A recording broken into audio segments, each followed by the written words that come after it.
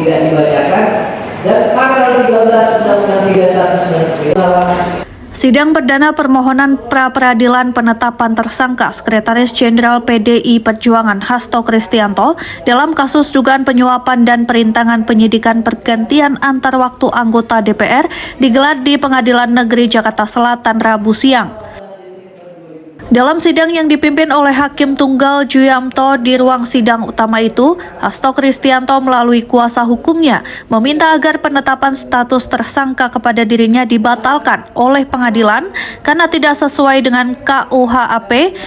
Pasalnya, Komisi Pemberantasan Korupsi tidak melakukan penyelidikan terlebih dahulu sebelum dirinya ditetapkan sebagai tersangka.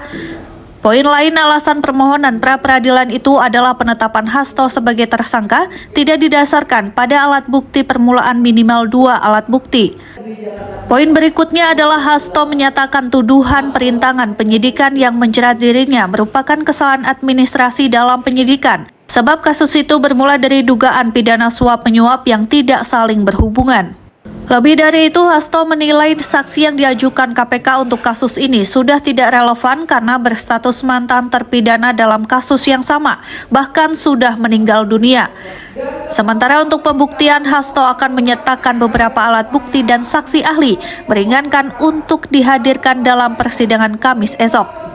Sebelumnya, Komisi Pemberantasan Korupsi menetapkan Sekretaris Jenderal PDI Perjuangan Hasto Kristianto sebagai tersangka dalam kasus korupsi berupa suap pergantian antara waktu anggota DPR RI periode 2019-2024. Kasus korupsi tersebut juga menyeret Harun Masiku sebagai tersangka, namun sampai sekarang Harun Masiku masih belum tertangkap dan berstatus daftar pencarian orang. Dalam menetapkan seseorang menjadi tersangka di awal penyidikan, karena itu sumbernya adalah SOP KPK. SOP ini tidak benar, ini bertentangan dengan KUHP.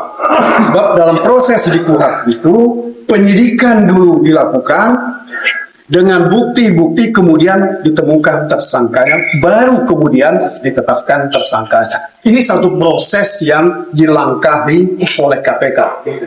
Ya, saya kira betul seperti dikatakan oleh Pak Mulia tadi, selama ini protes-protes terhadap cara-cara penetapan tersangka seperti ini hampir diabaikan.